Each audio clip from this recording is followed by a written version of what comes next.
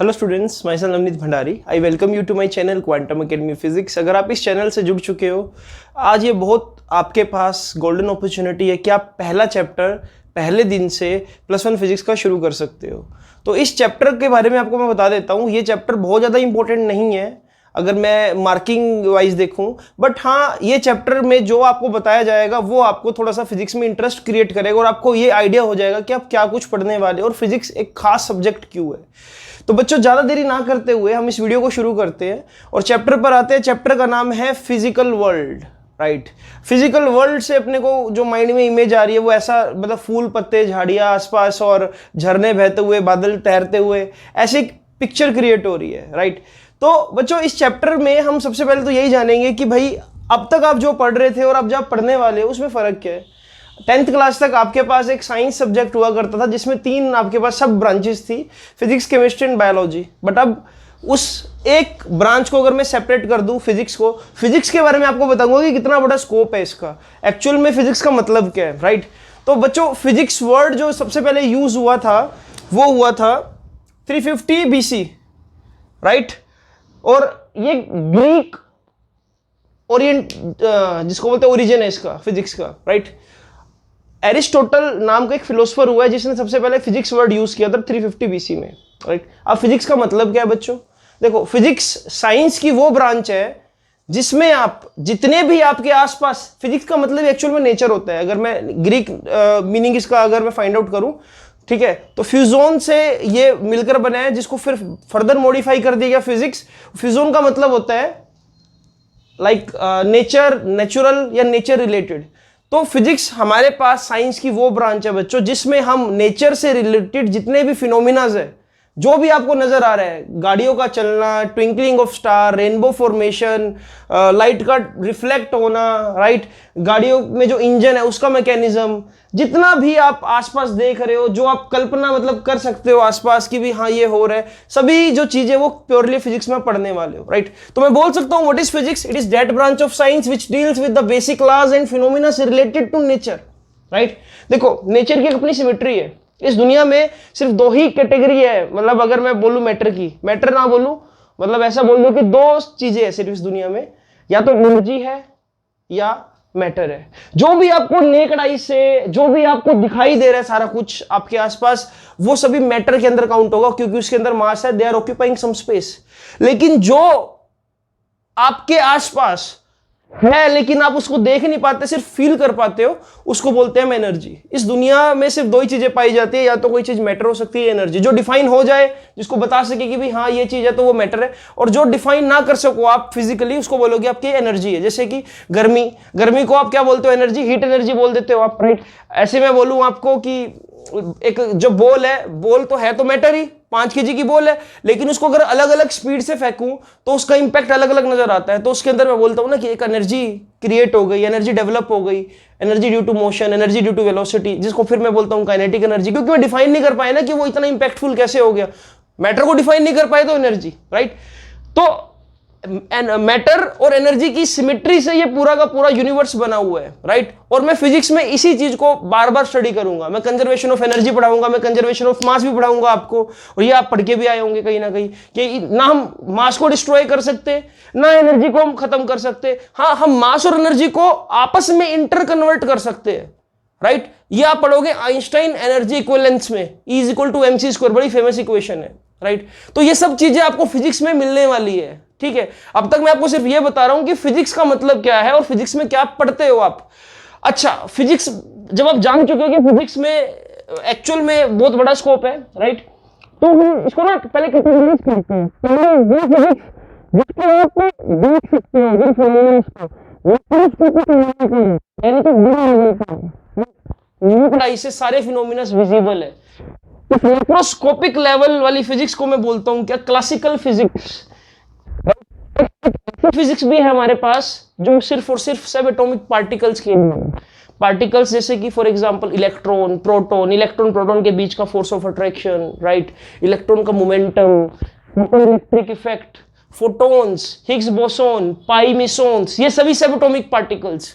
तो ये नए जमाने की फिजिक्स है, इसको हम मॉडर्न फिजिक्स भी बोल देते हैं और क्वांटम फिजिक्स का एक पार्ट है ये, क्वांटम मतलब बहुत ही टाइनी, बहुत ही स्मॉल। तो ये अब तक आप सिर्फ से फोटो इलेक्ट्रिक इफेक्ट को पढ़ाए हो, तो मैं बोल सकता हूं कि हाँ वो क्वांटम फिजिक्स का ही एक पार्ट है। ठीक है बच्चों, तो what is the difference between classical physics and quantum physics? Classical physics macroscopic phenomena बोल सकता हूँ, जो मैं नेकड आई से देख सकता हूँ, विजुलाइज कर सकता हूँ।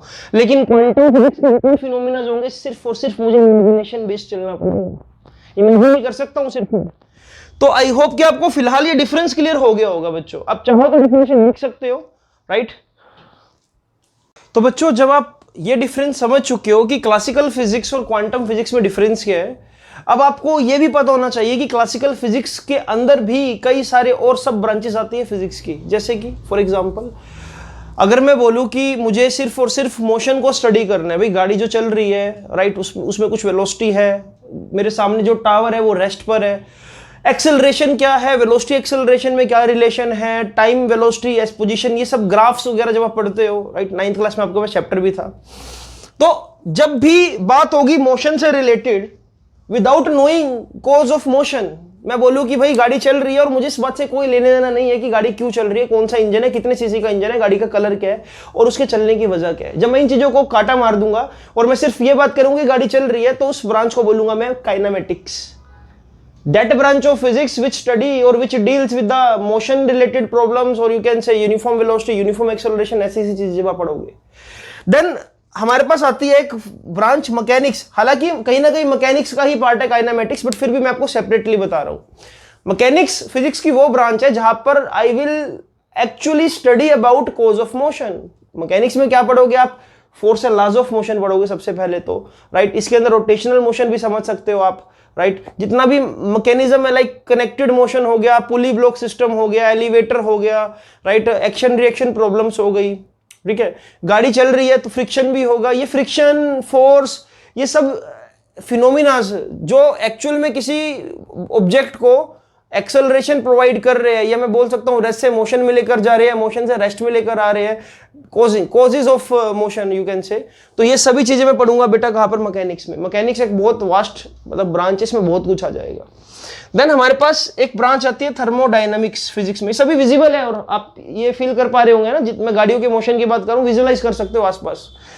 फिर आता है आपके पास थर्मोडायनामिक्स। थर्मोडायनामिक्स फिजिक्स की वो ब्रांच है बच्चों जो प्योरली बेस्ड है heat energy, internal energy, work done and their interrelationship, कि आप वर्क डन कर रहे हो सिस्टम के ऊपर, राइट, हीट प्रोड्यूस हो रही है, सिस्टम हीट दे रहा है, सिस्टम हीट ले रहा है, या जितने भी आपके हीट इंजन है वो एक्चुअली वर्क कैसे कर रहे हैं, इवन तक कि आपके घर का रेफ्रिजरेटर काम कैसे कर रहा है, क्या मैकेनिज्म है, राइट, कि अगर गर्मी ज्यादा है या गर्मी अगर हाँ गर्मी ज्यादा है तब भी वो ठंडी चीजों में से हीट को निकाल कर उसको और ज्यादा ठंडा बना रहा है, राइट। अब आप सपोज करो आज 1 kg टमाटर लो आप, टमाटर अब नॉर्मल टेम्परेचर पर है जैसे कि रूम टेम्परेचर, लेकिन फ्रिज में उसको रख रहे हो तो वो क्या कर रहा है और ज्यादा उसको ठंडा बना रहा है। ये सभी चीजें मतलब you will just you can say you study about phenomena related to heat, energy and work done और देयर इंटर रिलेशनशिप, राइट। तो हीट से रिलेटेड जितने भी फिनोमिनाज आपके पास आएंगे मैं बोल सकता हूं कि वो थर्मोडायनेमिक्स का पार्ट होगा। देन एक हमारे पास ब्रांच आती है बच्चों इलेक्ट्रोडायनामिक्स। इलेक्ट्रोडायनामिक्स, जहां डायनामिक्स पढ़ते हो ना, डायनामिक्स का मतलब क्या होता है? Something is moving, something like you can से मोशन में, सब है ना। इलेक्ट्रो का मतलब चार्ज, तो चार्ज जब भी मोशन में होगा तो करंट, इलेक्ट्रिसिटी आपके पास आ जाएगा, magnetic effect of electric current आ जाएगा। ये सब चीजें विजिबल है कहीं ना कहीं, है ना। मैग्नेट्स का मैकेनिज्म, राइट, इलेक्ट्रिसिटी देखो इलेक्ट्रिसिटी विजिबल नहीं है ये बात मानते हो, लेकिन उससे रिलेटेड फिनोमिनास तो विजिबल है। तो ऐसी फिजिक्स की ब्रांच जो इन सब चीजों में डील करे, चार्ज के मोशन से रिलेटेड फिनोमिनास में, तो मैं बोलूंगा क्या? ये इलेक्ट्रोडायनामिक्स। अब ये ना बोलना कि सर चार्ज को हम देख नहीं सकते, आई एम सेइंग चार्ज से रिलेटेड फिनोमिनास को आप देख सकते हो। देख तो आप लाइट को भी नहीं सकते जब तक वो किसी चीज के ऊपर ना गिरे, राइट, लेकिन ऑप्टिक्स भी तो है ना। अच्छा ऑप्टिक्स मिस ही कर दिया हमने यहाँ पर। एक और ब्रांच है बच्चों फिजिक्स की जिसको बोलते हैं ऑप्टिक्स। ऑप्टिक्स कहीं ना कहीं आप पढ़कर आए हो, जितना भी लाइट से रिलेटेड फिनोमिनास हो गए, लाइट से रिलेटेड फिनोमिना जैसे कि reflection, refraction, diffraction, polarization. Polarization आपने अभी नहीं पढ़ा, वो +2 में आएगा आपके पास, बट हाँ लेंसेज, मिरर्स, ये सभी चीजें विजिबल है और ये भी कहीं ना कहीं क्लासिकल फिजिक्स में आपके काउंट होगी, राइट बच्चों। तो this is all about you can से स्कोप ऑफ फिजिक्स, कि भाई क्वांटम फिजिक्स और क्लासिकल फिजिक्स में ये डिफरेंस है, ठीक है। इतना बहुत है, इतना ब्रीफ कर दिया आपको, तो बस आपको क्या एक आइडिया हो गया कि ठीक है। और एक चीज और, +1 में आप प्योरली क्लासिकल फिजिक्स पढ़ोगे बच्चों, क्वांटम फिजिक्स आपके पास स्लाइटली जो आएगी वो आएगी +2 में, राइट। एक पूरा मतलब 3 चैप्टर्स का कॉम्बिनेशन आएगा आपके पास, जिसको बोलते हैं मॉडर्न फिजिक्स। वहां पर आप बहुत कुछ जानोगे, जितना आपने भी केमिस्ट्री में पढ़ा है, राइट, कि फोटो इलेक्ट्रिक इफेक्ट, मैं भी आपको वहां पढ़ाऊंगा, लेकिन बहुत ही अलग एंगल से पढ़ाऊंगा।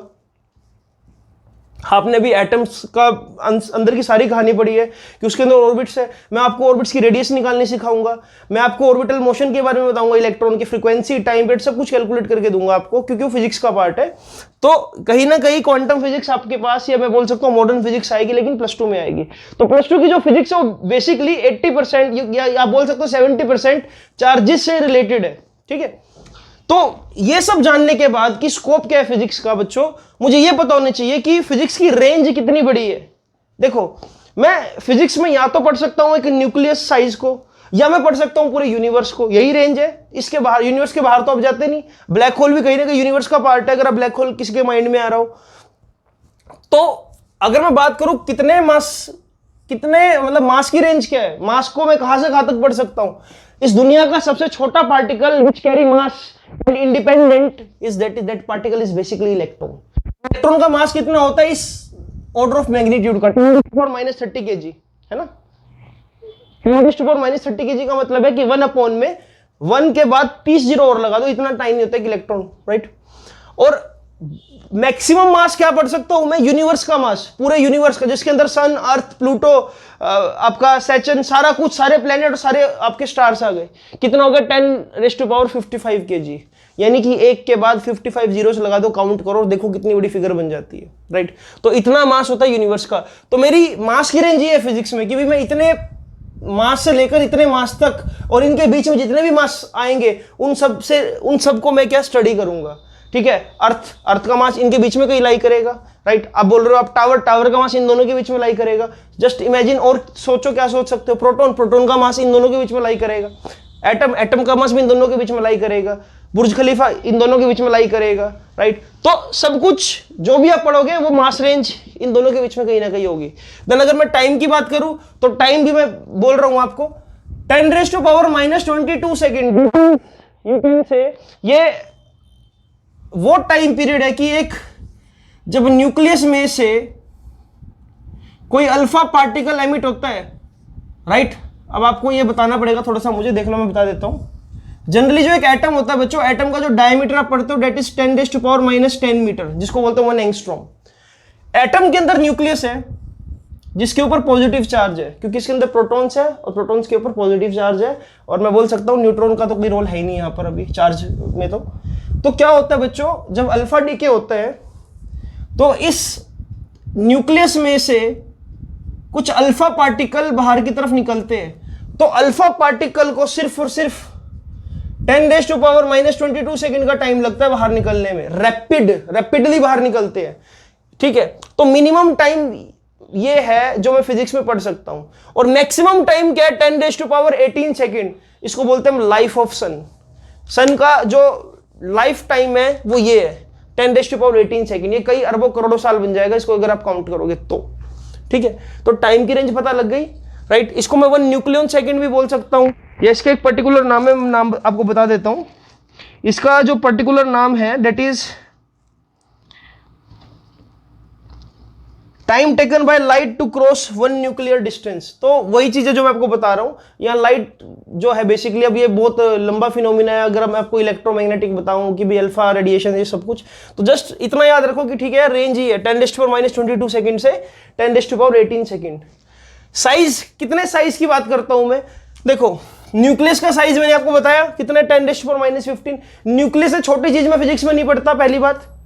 और यूनिवर्स से बड़ी चीज नहीं पढ़ता मैं। यूनिवर्स का साइज कितना है, 10⁻26 मीटर। ये कई अरबों करोड़ों किलोमीटर होंगे अगर आप इसको काउंट करो। 10 मतलब एक के बाद 26 जीरो लगाओ, जरा देखो कितना डिस्टेंस होता है, कई अरबों करोड़ों किलोमीटर।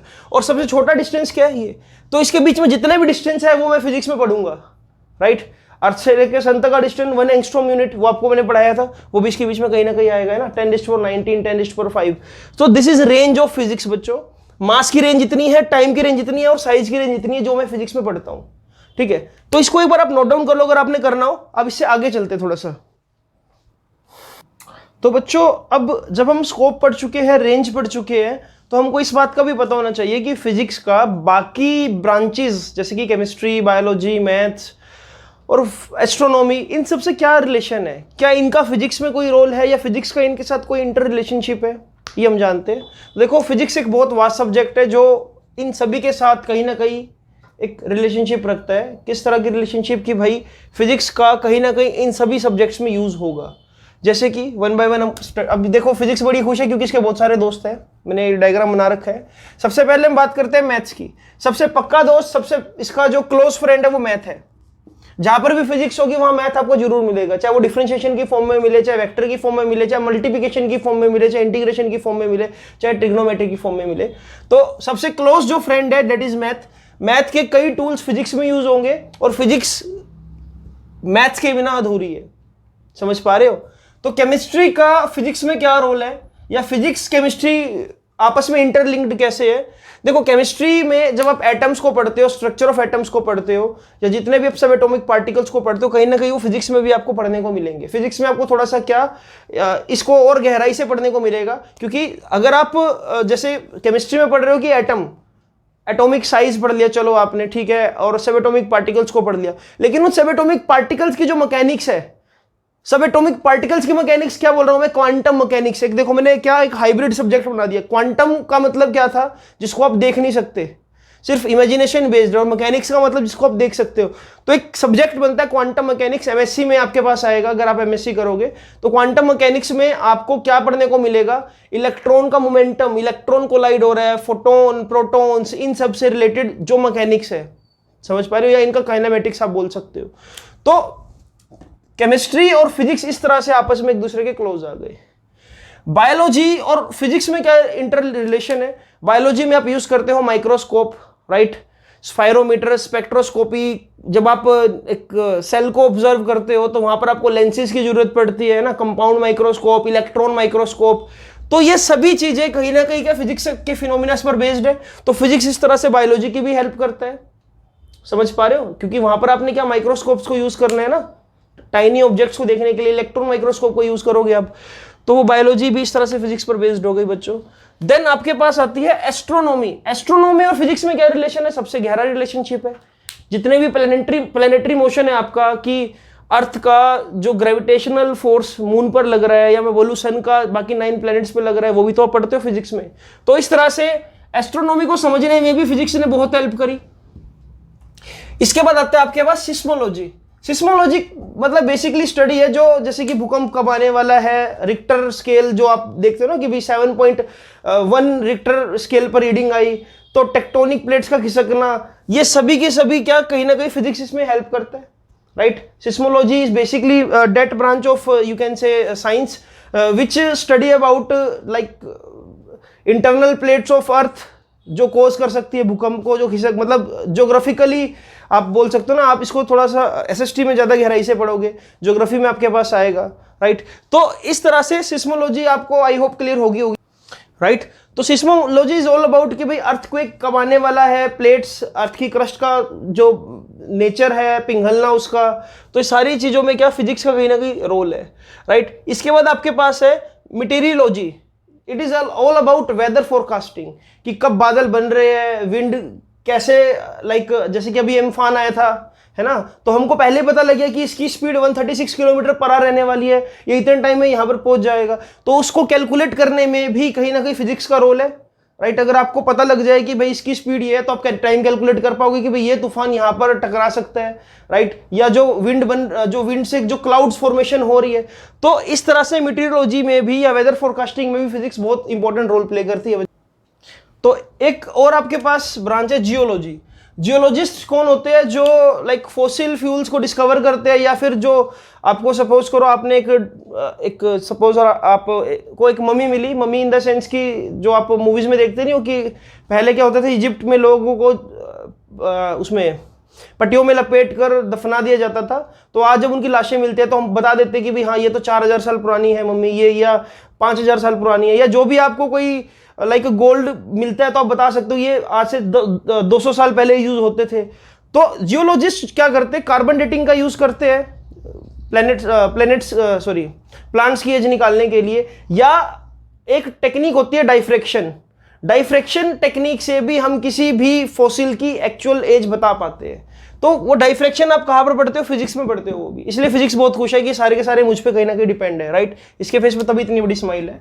तो इस तरह से फिजिक्स का कनेक्शन है इन सबके साथ, राइट। तो ये बात भी आपको पता होनी चाहिए।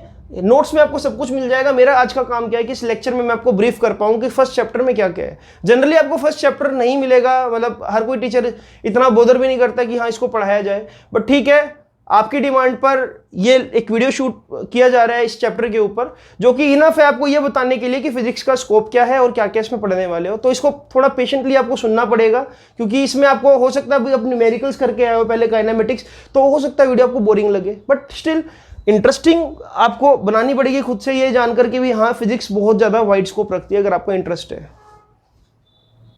सो स्टूडेंट्स, अभी मैं आपको जो बताने वाला हूँ ये इस चैप्टर का एक इंपॉर्टेंट सेगमेंट आप कह सकते हो, बट फिर भी मैं ये बोलूँगा कि ये भी पेपर में आने वाली चीज़ नहीं है, आपको पता होना चाहिए फिर भी इस बारे में। देखो, अगर आप सेकंड चैप्टर कर चुके हो, इससे पहले जो बच्चे सेकंड चैप्टर के बाद इस चैप्टर को करें, आपको 7 फंडामेंटल फिजिकल क्वांटिटीज कराई गई थी। ऐसे ही फिजिक्स के अकॉर्डिंग इस नेचर में 4 तरह के फंडामेंटल फोर्स एग्जिस्ट करते हैं। फंडामेंटल फोर्स वो फोर्स होंगे बच्चों जो अपने आप में इंडिपेंडेंटली उनका मतलब ओरिजिनेशन है, वो किसी और फोर्स पर डिपेंड नहीं कर रहे। जैसे कि मैं एक बात बोलूँ आपको कि हो सकता है फोर्स ऑफ अट्रैक्शन से 2 बॉडीज के बीच में कहीं ना कहीं फ्रिक्शन आना स्टार्ट हो जाए, तो फ्रिक्शन एक फंडामेंटल फोर्स ना हुआ। फोर्स ऑफ अट्रैक्शन जो आई वो फंडामेंटल है, हो सकता है वो बाय नेचुरल कॉज आ जाए, लेकिन बॉडीज के टकराने के बाद जो उनमें फ्रिक्शन हो रहा है, फ्रिक्शन को मैं फंडामेंटल नहीं बोल सकता, राइट। तो ज्यादा देरी ना करते हुए हम ये देखते हैं, जब इस यूनिवर्स, जब बिग बैंग हुआ, जब इस यूनिवर्स की रचना हुई, तो सभी जो प्लैनेट्स थे, जो स्टार्स थे, वो एक ऐसे फोर्स ऑफ अट्रैक्शन से आपस में बंध गए कि एक मैसिव बॉडी के अराउंड एक उससे कम मास वाली बॉडी चक्कर लगाने लग गई। जैसे कि जब सन बना, सन के अराउंड जो 9 प्लैनेट्स हैं जो सभी सन से छोटे हैं, सन के अराउंड घूमना स्टार्ट हो गए, राइट। अब उनके बीच में कोई धागा तो बंधा नहीं हुआ, वो फिर चक्कर क्यों लगा रहे हैं? तो ऐसा देखने को मिला उनके बीच में एक फोर्स ऑफ अट्रैक्शन है। वही फोर्स ऑफ अट्रैक्शन मून और अर्थ के बीच में भी है, और उस फोर्स ऑफ अट्रैक्शन को हमने बोला ग्रेविटेशनल फोर्स। तो मैं थोड़ा सा इसको जल्दी से एक्सप्लेन कर रहा हूं।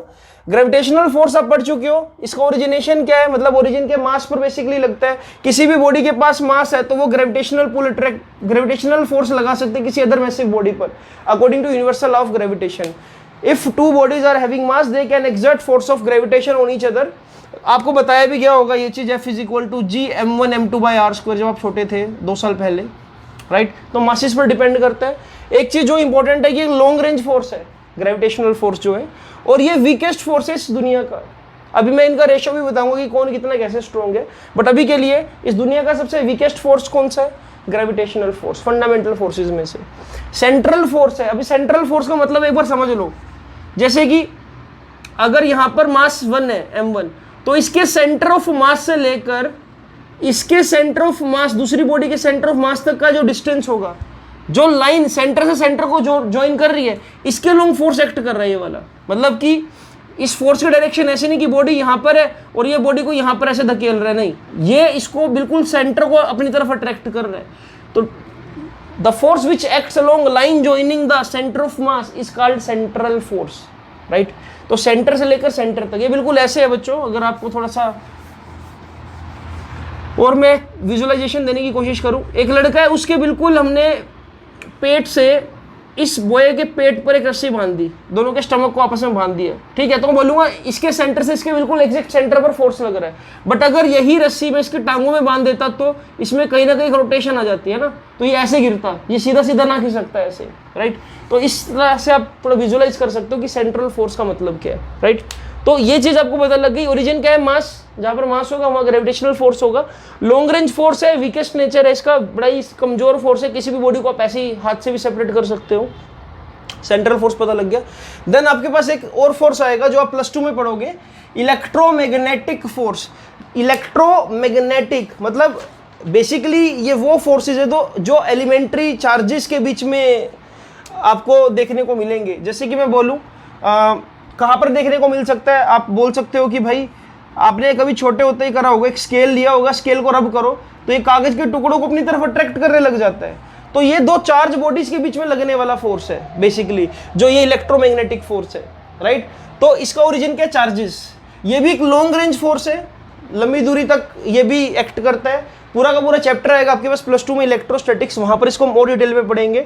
और ये स्ट्रॉन्ग फोर्स है। अब देखो इलेक्ट्रोस्टैटिक फोर्स रिस्पॉन्सिबल है कि H+ और Cl नेगेटिव कंबाइन होकर HCl मॉलिक्यूल बनाएंगे, या बोलूँ Na+ Cl नेगेटिव कंबाइन होकर NaCl बनाएंगे, या मैं बोल सकता हूँ NaCl का एग्जिस्टेंस क्योंकि इनके बीच में क्या एक आयनिक बॉन्ड है। और मैं बोलूंगा कि भाई ये दो, एक पॉजिटिव और एक नेगेटिव चार्ज ने एक दूसरे को अट्रैक्ट किया फिजिक्स की लैंग्वेज में, तो ये वाले फोर्स को भी मैं बोल सकता हूँ कि इलेक्ट्रोमैग्नेटिक फोर्स है। और जब मैं ऐसा बोलूँ, देखो दो वायर में अगर करंट फ्लो कर रहा है तो वो करंट कैरिंग जो दोनों कंडक्टर्स है आपस में पास लाए जाएंगे, दूर लाए जाएंगे, तब भी आपको उनमें एक फोर्स ऑफ अट्रैक्शन और रिपल्शन देखने को मिल सकता है। आपको शायद पता होगा, 10th क्लास में इतना बताया गया होगा आपको बच्चों कि जब भी दो पॉजिटिव चार्जेस को हम एक दूसरे के पास रखते हैं तो रिपेल करते हैं, पॉजिटिव के पास नेगेटिव चार्ज को ले आओ तो अट्रैक्ट करेगा। तो ये दोनों तरह का नेचर शो करता है। मतलब जैसे ये तो सिर्फ अट्रैक्टिव था, ये क्या होगा, ये अट्रैक्टिव भी हो सकता है और रिपल्सिव भी हो सकता है। स्ट्रॉन्ग फोर्स है, ये बहुत ज्यादा स्ट्रॉन्ग फोर्स होता है as comparison to gravitational force. Ratio मैं आपको भी बता देता हूँ। ये भी सेंट्रल फोर्स है। सेंट्रल फोर्स का मतलब मैं बता चुका हूँ आपको, है ना, सेंटर से सेंटर की तरफ एक्ट कर रहा है बिल्कुल। मतलब अगर इस क्यू चार्ज के पास मैं अगर दूसरा क्यू चार्ज रखूंगा तो इसको बिल्कुल exact line joining the centre, यहाँ पर ऐसे फोर्स ऑफ रिपल्शन का सामना करना पड़ेगा। अगर नेगेटिव चार्ज होता तो इसी लाइन ज्वाइनिंग द एक्सिस पर यहाँ पर खिसक कर सामने आ जाता है, राइट। तो electromagnetic force is basically that force which acts between charges, right. फिर आपके पास आता है स्ट्रॉन्ग न्यूक्लियर फोर्स। ये आप मॉडर्न फिजिक्स में पढ़ोगे +2 क्लास में। अब स्ट्रॉन्ग न्यूक्लियर फोर्स का मतलब क्या है? मैं ये फोर्सेस को रब कर रहा हूं बच्चों। अब वीडियो को पॉज करके इसको लिखना चाहो तो आप लिख सकते हो। देखो स्ट्रॉन्ग न्यूक्लियर फोर्स को हम थोड़ा सा और डिटेल में जानते हैं। देखो ऐसा होता है कि एक जो एटम है, एटम के अंदर एक न्यूक्लियस है, न्यूक्लियस के अंदर क्या है, प्रोटॉन्स और न्यूट्रॉन्स। अब आप ये चीज देखो कि यहां पर बहुत सारे प्रोटॉन्स एक साथ एग्जिस्ट कर सकते हैं ना। अब प्रोटॉन्स और प्रोटॉन्स के बीच में क्या है, फोर्स ऑफ अट्रैक्शन। लेकिन अगर इन्हीं प्रोटॉन को मैं कुछ दूरी पर रख दूं, मतलब अभी तो ये क्या, देखो कहां पर है ये, अभी ये बहुत कम डिस्टेंस पर है, 10⁻⁻15 मीटर पर है। एक जो न्यूक्लियस का डायमीटर होता है बच्चों, वो 10⁻⁻15 मीटर होता है। और एक एटम का जो डायमीटर होता है, डेट इज 10⁻⁻10 मीटर, राइट। तो जब भी मैं प्रोटॉन को न्यूक्लियस से बाहर निकालकर अगर सेपरेट करूं तो वो स्ट्रांगली एक दूसरे को रिपेल करेंगे। लेकिन अगर मैं उनको न्यूक्लियस के अंदर रख रहा हूं तो ये देखने को मिल रहा है कि पॉजिटिव आर एक्चुअली अट्रैक्टिंग। ये दोनों प्रोटॉन एक दूसरे को स्ट्रांगली अट्रैक्ट कर रहे हैं और बहुत ज्यादा स्ट्रांग फोर्स से अट्रैक्ट कर रहे हैं। इवन तक ये भी देखने को मिल रहा है कि जो न्यूट्रॉन है बच्चों, न्यूट्रॉन तो अनचार्ज है, अनचार्ज पार्टिकल भी प्रोटॉन को अट्रैक्ट कर रहे हैं। और इवन तक कि अनचार्ज पार्टिकल भी अनचार्ज पार्टिकल को अट्रैक्ट कर रहे हैं। न्यूट्रॉन के बीच में भी यही फोर्स है, यानी कि एक ऐसा फोर्स है जो न्यूट्रॉन के बीच में भी है, न्यूट्रॉन प्रोटॉन के बीच में भी है और प्रोटॉन के बीच में भी है। और जो सबसे अद्भुत बात यह है कि ये तीनों फोर्सेस बिल्कुल सेम तरह के हैं, यानी कि एक न्यूट्रॉन प्रोटॉन में उतना ही फोर्स होता है जितना प्रोटॉन में है, और उतना ही जितना प्रोटॉन न्यूट्रॉन में है, या उतना ही जितना न्यूट्रॉन में है, मैं ऐसा बोलूं, राइट। तो एक ऐसा फोर्स जो न्यूक्लियॉन्स पर ही एक्ट कर रहा है, न्यूक्लियॉन्स इन द सेंस की एक न्यूक्लियस का एग्जिस्टेंस क्यों है, क्योंकि स्ट्रांगली बाउंडेड है प्रोटॉन्स और न्यूट्रॉन्स आपस में। वो बाउंडेशन जो है, अगर न्यूक्लियस एग्जिस्ट कर रहा है तभी एक एटम का एग्जिस्टेंस है ना। अगर यही बिखर गया तो एक एटम की आइडेंटिटी बदल जाएगी। अरे यार अगर मैं बोलूं इसमें से प्रोटॉन्स निकाल दो 4-5, अरे 4-5 प्रोटॉन निकालोगे तो उसकी शक्ल बदल जाएगी। सोडियम में से तुम 5 प्रोटॉन निकाल दो, क्या रह जाएगा वो देखो, ठीक है, उसका एटॉमिक नंबर 6 रह जाएगा। समझ पा रहे हो इस बात को? तो प्रोटॉन और न्यूट्रॉन को जो फोर्स बांध के रखे हुए है एक न्यूक्लियस के अंदर, उस फोर्स को बोलता हूं मैं स्ट्रॉन्ग न्यूक्लियर फोर्स। इसके नाम क्या कि स्ट्रॉन्ग लगा हुआ है, स्ट्रॉन्ग है, सबसे ज्यादा स्ट्रॉन्ग है ये, सब इस नेचर का सबसे स्ट्रॉन्गेस्ट फोर्स यही है, क्योंकि ये एक एटम के एग्जिस्टेंस में सबसे बड़ा रोल प्ले करता है। बहुत ही कम रेंज पर एप्लीकेबल है, जैसे कि मैंने बताया, ये वही है, मछली जल की रानी है, जीवन उसका पानी है, हाथ लगाओ डर जाएगी, बाहर निकालो मर जाएगी। प्रोटॉन को अगर मैंने जैसे ही बाहर निकाल दिया तो ये एक दूसरे से क्या बहुत ज्यादा स्ट्रांगली रिपेल करने लग जाएंगे। लेकिन जब ये इस न्यूक्लियस के अंदर है तो बड़े खुश है ये आपस में, बहुत हंस खेलकर साथ में रह रहे हैं, राइट। उसके बाद ये एक नॉन सेंट्रल फोर्स है। हाँ, नॉन सेंट्रल मतलब कि आप ये नहीं कह सकते कि प्रोटॉन और प्रोटॉन के बीच में बिल्कुल सेंट्रली फोर्स ऑफ अट्रैक्शन है, ठीक है। तो ये एक नॉन सेंट्रल फोर्स है। इसके बारे में डेप्थ में पढ़ोगे +2 में जाकर, हालांकि फिर भी मैंने बहुत आपको डिस्क्राइब कर दिया इसके बारे में, राइट। तो आपको थोड़ा सा क्लियर पिक्चर होगी कि हाँ ठीक है, स्ट्रॉन्ग न्यूक्लियर फोर्स कहाँ पर लगता है। इसकी रेंज इन्फिनिट नहीं, इसकी रेंज बहुत छोटी है, बहुत ही ज़्यादा छोटी है इसकी रेंज। अगर मैं बात करूँ वीक न्यूक्लियर फोर्स की, ये थोड़ा सा आपको अभी इमेजिन करना भी थोड़ा मुश्किल होगा, क्योंकि आपको कुछ नहीं पता इसके बारे में जो मैं बताने वाला हूँ अभी।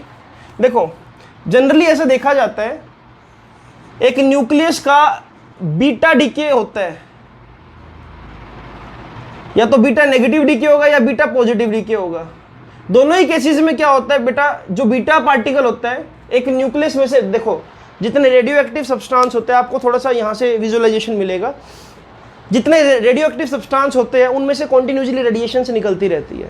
आपको पता होगा कि मैरी क्यूरी नाम की एक साइंटिस्ट थी, जिसके डायरी में से आज भी न्यूक्लियर रेडिएशंस कॉन्टिन्यूसली निकल रही है। उसका जो डेथ होने का रीज़न था वो यही था कि एक न्यूक्लियर ब्लास्ट, मतलब न्यूक्लियर रेडिएशंस का वो शिकार हो गई थी। ब्लास्ट तो नहीं बोलना चाहिए मुझे, वो न्यूक्लियर मतलब वो रेडियो एक्टिव सब्सटेंस पर रिसर्च कर रही थी, राइट। तो एक्चुअल में ऐसा देखा जाता है बच्चों, एक अनस्टेबल जो न्यूक्लियस है वो बीटा डीके शो करता है। और बीटा डीके दो तरह का होता है, पॉजिटिव बीटा डीके और नेगेटिव बीटा डीके, राइट। अभी आपको दोनों में से किसी चीज का कोई आइडिया नहीं है, तो बस ये समझो कि बीटा डीके में एक बीटा पार्टिकल नाम की कोई चीज होती है, जो कि एक फास्ट मूविंग इलेक्ट्रॉन है। होता क्या है, बीटा डीके के दौरान इस फास्ट मूविंग बीटा पार्टिकल के साथ एक न्यूट्रिनो नाम की चीज निकलती है। न्यूट्रिनो एक चार्जलेस मासलेस पार्टिकल होता है, जो एक इलेक्ट्रॉन के साथ साथ बाहर निकल जाता है। अब ये साथ साथ बाहर निकला है, इसका मतलब ये मैं बोल सकता हूं कि कहीं ना कहीं इलेक्ट्रॉन इस बीटा पार्टिकल, मतलब कहीं ना कहीं ये बीटा पार्टिकल इस एंटी न्यूट्रिनो या न्यूट्रिनो, देखो बीटा पॉजिटिव तो न्यूट्रिनो, बीटा नेगेटिव तो एंटी न्यूट्रिनो, दोनों के दोनों क्या है, एनर्जी का रूप है। मैं बोल सकता हूं या तो चार्जलेस मासलेस पार्टिकल है। इमेजिन करना थोड़ा सा मुश्किल है, क्योंकि +2 में डेप्थ में आएगा, क्योंकि तब तक आप बहुत सारे फिनोमिनस पढ़ चुके होंगे। बट मेरा काम है कि फिर भी मैं आपको वीक न्यूक्लियर फोर्स के बारे में बता सकूं। तो ये देखो, पहली बात, इनका ओरिजिनेशन क्या है, ये न्यूक्लियस के अंदर कहीं ना कहीं एक्ट कर रही है। अब आप बोलोगे कि न्यूक्लियस में से इलेक्ट्रॉन कैसे निकल रहे हैं, तो ये सब चीजें आपको +2 में बताई जाएगी कि न्यूक्लियस में से इलेक्ट्रॉन कैसे निकलता है या क्या कुछ ये फिनोमिना है, ठीक है। तो बीटा डीके के दौरान बीटा पार्टिकल और एंटी न्यूट्रिनो का साथ साथ इंटरेक्ट करते हुए बाहर निकलना न्यूक्लियस से हमको ये बताता है कि कहीं ना कहीं बीटा पार्टिकल और इस न्यूट्रिनो में, या बीटा पार्टिकल और एंटी न्यूट्रिनो में कुछ फोर्स ऑफ अट्रैक्शन रहा होगा। ये कुछ ऐसा, या फोर्स ऑफ रिपल्शन भी आप बोल सकते हो, कुछ भी कह सकते हो, राइट। क्योंकि अनप्रेडिक्टेबल है, आप ये नहीं बोल सकते कि हमेशा अट्रैक्ट होगा, ये भी नहीं बोल सकते कि रिपेल होगा। आप ये बोलोगे कि भाई हाँ, एक फोर्स है जो कहीं ना कहीं इस दौरान मुझे देखने को मिल रहा है हमेशा बीटा डीके में, कि इलेक्ट्रॉन के साथ चार्जलेस मासलेस पार्टिकल बाहर निकल कैसे रहे, राइट। इसकी रेंज भी बहुत कम है, 10⁻⁻15 मीटर विद इन न्यूक्लियस काम करता है ये भी। और ये इसका नाम वीक है, हाँ ये भी वीक है, लेकिन वीकेस्ट नहीं है। आपको सिर्फ इतना पता होना चाहिए कि भाई वीक न्यूक्लियर फोर्स क्या है, एलिमेंट्री पार्टिकल पे एक्ट करता है, और जब बीटा डीके होता है तब आपको देखने को मिलता है, राइट। रेंज क्या है, बहुत छोटी रेंज है और वीक नेचर का है। वीक न्यूक्लियर फोर्स जो है वो बेशक वीक है, लेकिन वीकेस्ट नहीं है। सबसे वीकेस्ट फोर्स कौन सा है, ग्रेविटेशनल फोर्स। मैं एक रेशो लिख रहा हूं, अगर मैं ग्रेविटेशनल फोर्स को 1 बोल दूं, तो जो वीक न्यूक्लियर फोर्स होगा, यानी कि ये वाला वीक न्यूक्लियर फोर्स, इसको बोल सकता हूं ये ग्रेविटेशनल फोर्स है 10⁻25 टाइम्स स्ट्रॉन्ग है। और इलेक्ट्रोमैग्नेटिक जो फोर्स है, जो मैंने दूसरे नंबर पे आपको बताया था, तो इलेक्ट्रोमैग्नेटिक फोर्स को मैं बोल सकता हूं वो 10⁻36 टाइम्स होगा। और स्ट्रॉन्ग न्यूक्लियर फोर्स ये वाला, तो ये होगा 10⁻38 टाइम्स। इससे मुझे ये पता लगा कि सबसे स्ट्रॉन्ग क्या है, स्ट्रॉन्ग न्यूक्लियर फोर्स, फिर इलेक्ट्रोमैग्नेटिक फोर्स, फिर weak nuclear force, then gravitational force. This is all about fundamental forces. आपको सिर्फ नाम पता होना चाहिए और ये पता होना चाहिए कि रेंज क्या है और कौन कितना स्ट्रॉन्ग है, बस डेट्स इट, इतनी इन्फॉर्मेशन काफ़ी है। अब इसके बाद थोड़ा सा आगे चलते हैं इस चैप्टर में। तो बच्चों जब भी आप फिजिक्स पढ़ते हो या केमिस्ट्री पढ़ते हो तो आपके पास एक टर्म और आती है कंजर्वेशन। कंजर्वेशन ऑफ एनर्जी पढ़ा होगा, कंजर्वेशन ऑफ मास पढ़ा होगा, कंजर्वेशन ऑफ मोमेंटम पढ़ा होगा। तो इस तरह से कुछ लॉज है हमारे पास कंजर्वेशन लॉज, जैसे कि कंजर्वेशन ऑफ चार्ज आप पढ़ोगे, कंजर्वेशन ऑफ मास पढ़ोगे, कंजर्वेशन ऑफ एनर्जी पढ़ोगे, कंजर्वेशन ऑफ मोमेंटम पढ़ोगे, कंजर्वेशन ऑफ एंगुलर मोमेंटम पढ़ोगे। तो इन सबको थोड़ा सा मैं ब्रीफ कर देता हूं आपके लिए बच्चों। कंजर्वेशन ऑफ चार्ज का मतलब, अच्छा एक चीज और, ये सभी के सभी लॉज तब वैलिड है जब सिस्टम आइसोलेटेड हो। अब आइसोलेटेड सिस्टम का मतलब क्या होता है?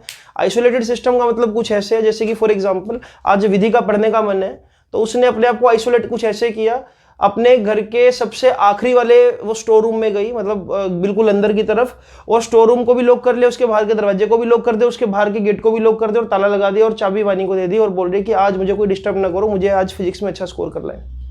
तो मैं बोलूंगा कि अभी वो बिल्कुल आइसोलेटेड हो गई, वो बिल्कुल अनडिस्टर्ब है सभी चीजों से, उसको कोई डिस्टर्ब नहीं कर रहा है। तो जब कोई सिस्टम बेसिकली क्या होता है, सिस्टम का डेफिनेशन, जो भी चीज पूरे यूनिवर्स में आपके अंडर ऑब्जर्वेशन है। जैसे कि अगर मैं चाय बना रहा हूं तो चाय का जो वो क्या बोलते हैं उसको, जो जिसमें आप चाय बना रहे हो वो मेरे लिए सिस्टम है। अगर मैं सपोज करो आज लेक्चर शूट कर रहा हूं तो ये रूम मेरे लिए सिस्टम है जो मेरे अंडर ऑब्जर्वेशन है, राइट।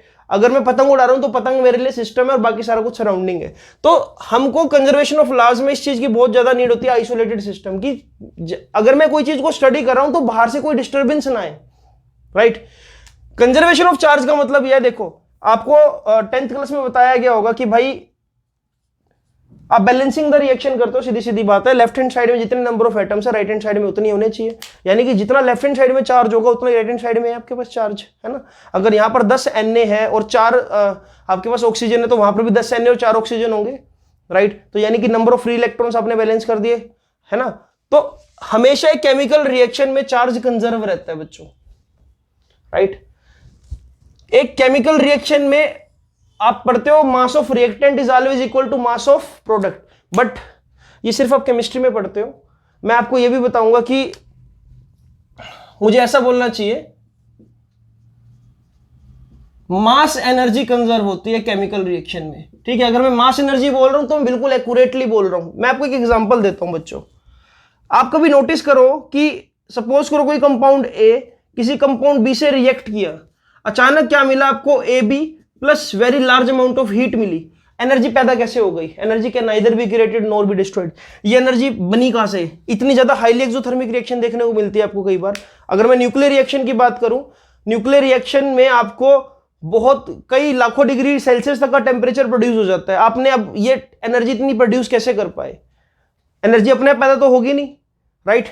तो मैं ऐसा बोल सकता हूं कि during a chemical reaction mass energy is always conserved. Mass conserve बोलोगे तो यार देखो 10th लेवल तक हर कोई टीचर आपका चेक भी कर देगा और आपको बोल भी देगा कि चलो ठीक है mass of reactant is always equal to mass of product. But actual में आपको ये देखने को मिलेगा जो मास ऑफ रिएक्टेंट होगा वो स्लाइटली ग्रेटर देन होगा मास ऑफ प्रोडक्ट से, क्योंकि इसका कुछ मास का हिस्सा, मैं बोल सकता हूं डेल्टा एम, किसमें कन्वर्ट हो गया है?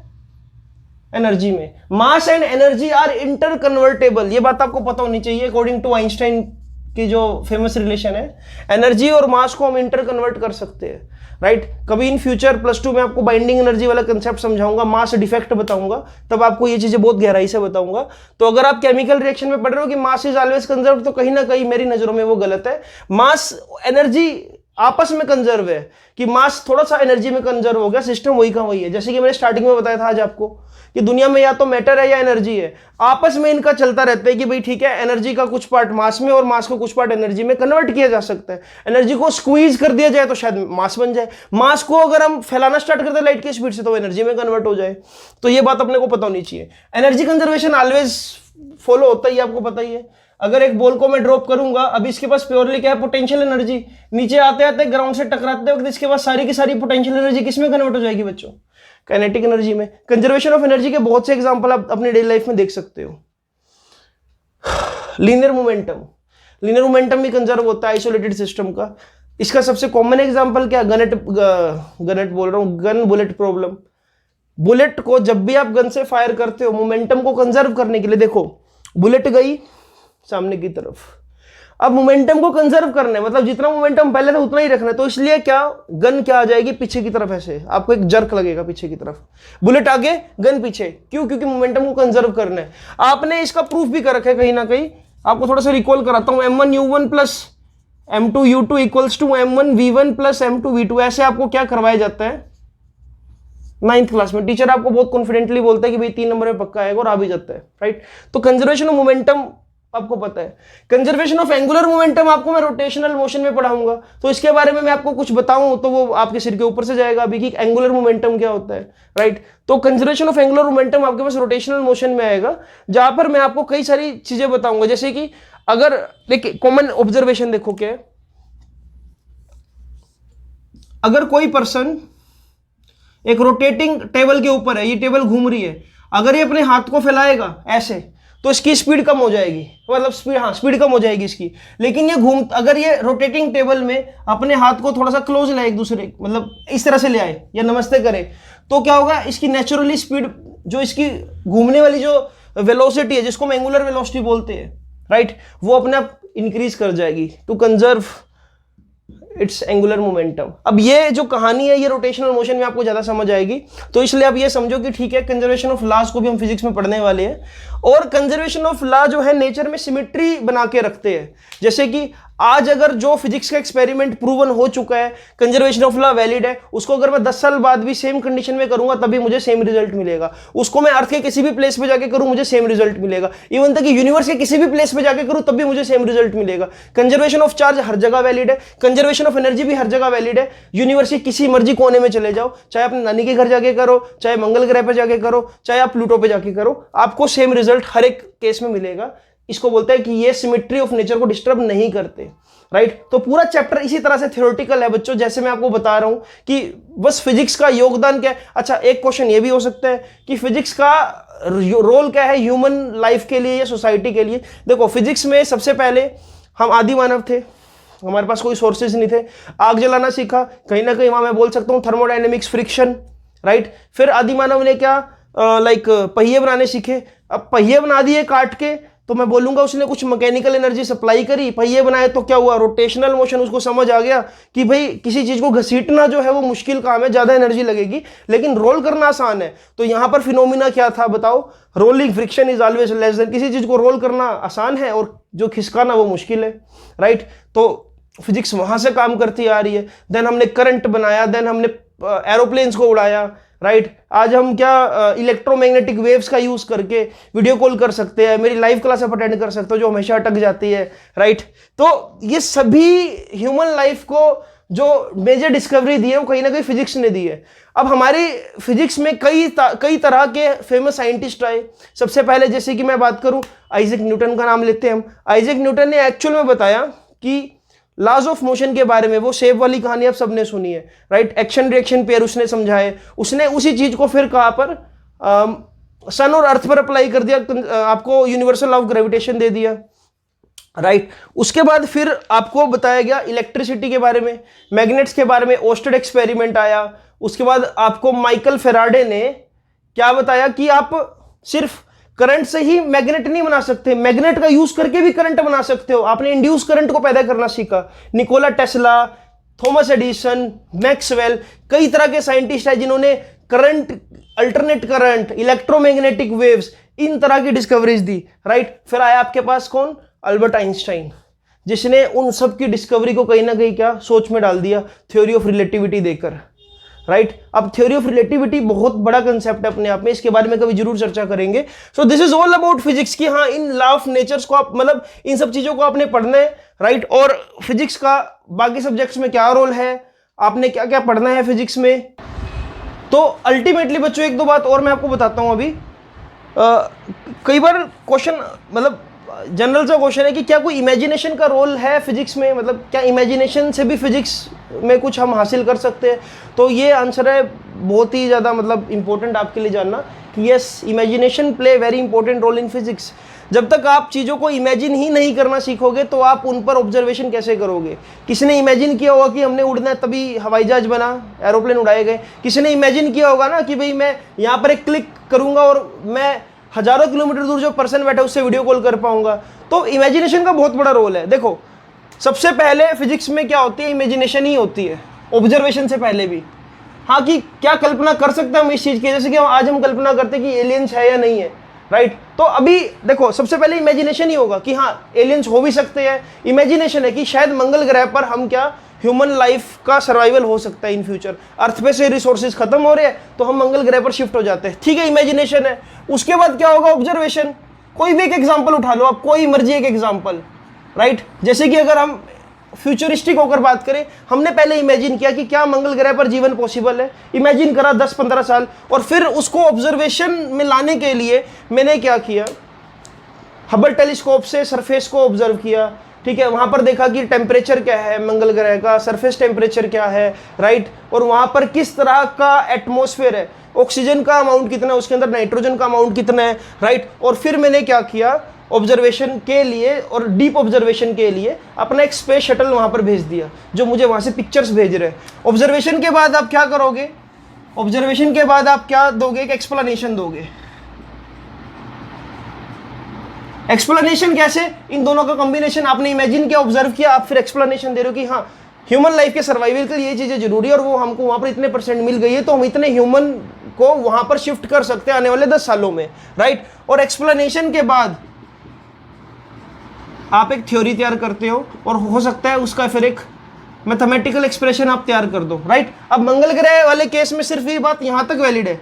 अब मैथमेटिकल अगर आप बात कर रहे हो, जैसे कि फॉर एग्जांपल सबसे पहले इमेजिन किया गया कि भाई कुछ ना कुछ तो है जो सन यहाँ पर से यहाँ पर मुझे चलता हुआ नजर आ रहा है। लोगों को लगता था कि यार सन यहाँ पर सुबह सुबह दिखता है और फिर सन बिल्कुल अपोजिट 180 डिग्री के एंगल पर यहाँ पर क्या गायब हो जाता है। इमेजिनेशन चलती रही। ऑब्जर्वेशन करी किससे, टेलीस्कोप से ऑब्जर्वेशन करी हमने। जब गैलीलियो ने टेलीस्कोप बनाया, हमने समझा एस्ट्रोलॉजी के हम थोड़ा क्लोज आए कि एक्चुअल में प्लेनेटरी मोशन क्या है, राइट, एक्चुअल में मूवमेंट कैसे हो रही है। उसके बाद एक्सप्लेनेशन दी गई कि भाई तुम लोग किसी अंधकार में जी रहे हो, तुम अब तक ये बोल रहे हो कि सन जो है वो अर्थ के चारों तरफ घूम रहा है, बट एक्चुअल में सन के अराउंड सारा कुछ घूम रहा है, राइट। तो एक्सप्लेनेशन दी गई, फिर इस पर थ्योरी बनाई गई, क्या दिया गया, यूनिवर्सल लॉ ऑफ ग्रेविटेशन, और फिर उसको मैथमेटिकली ढाल दिया गया। आप ये तो पता लग गया कि फोर्स लग रहा है, कोई फोर्स ऑफ अट्रैक्शन, लेकिन वो फोर्स किस पर डिपेंड कर रहा है, तो आपने फिर एक मैथमेटिकल एक्सप्रेशन दे दिया, Gm1m2/r²।